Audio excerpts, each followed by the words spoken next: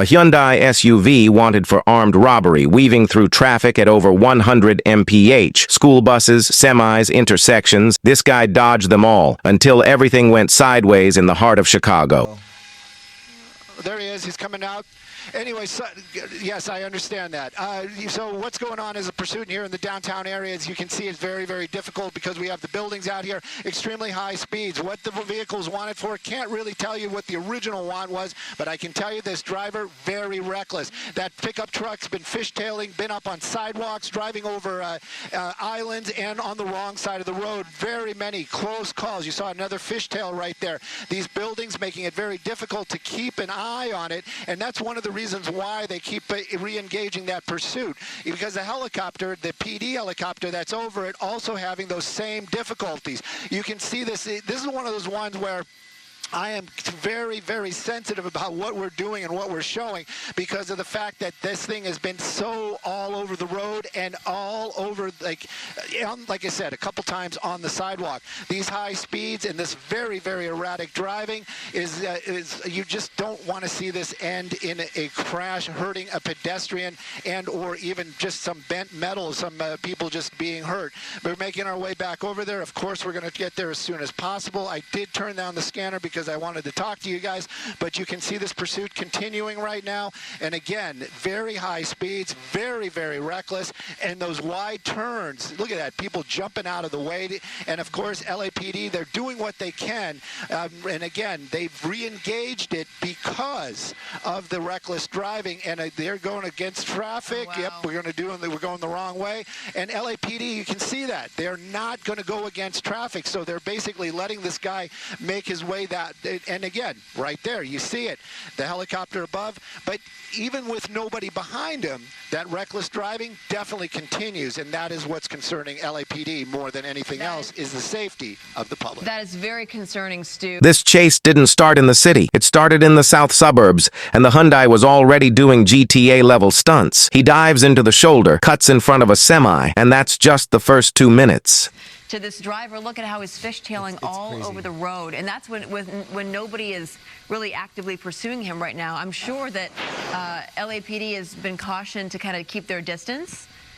What's especially dangerous about this, as this pursuit goes and weaves its way into the downtown area, the downtown corridor, obviously they're extremely busy. You see homeless encampments there. You see lots of people on the streets and sidewalks. You see the vendors as well.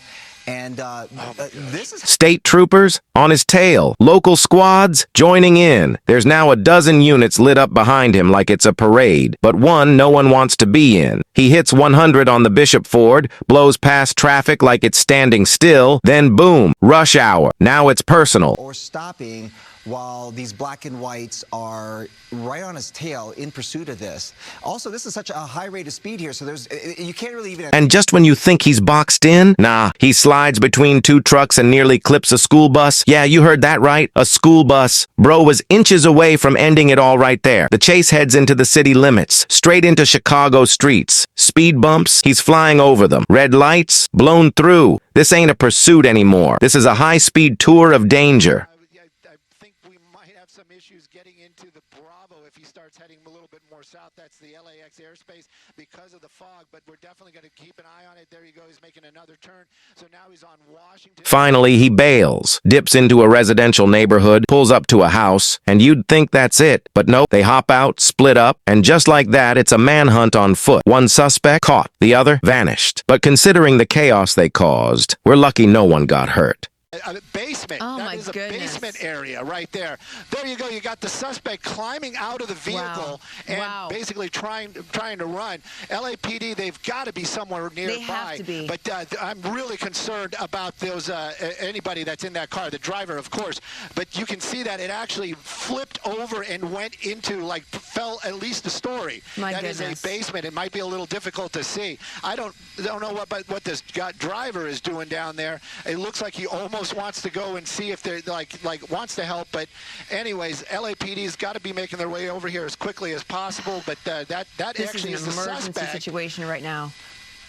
Yes, definitely. And driver- okay, there's PD. They're Okay. arriving, and and you know, of course, the helicopter, the PD helicopter, saw that crash as well. They made that call immediately, just as we saw it happening live. They're going to take this guy into custody, and of course, they were going to check on those persons in that vehicle, but also making access to those persons. That might be a little bit difficult. Okay, someone needs to get to that person. Boys in blue. There's a lot of barbed wire around this empty lot. That's As you said, it almost looks like it's a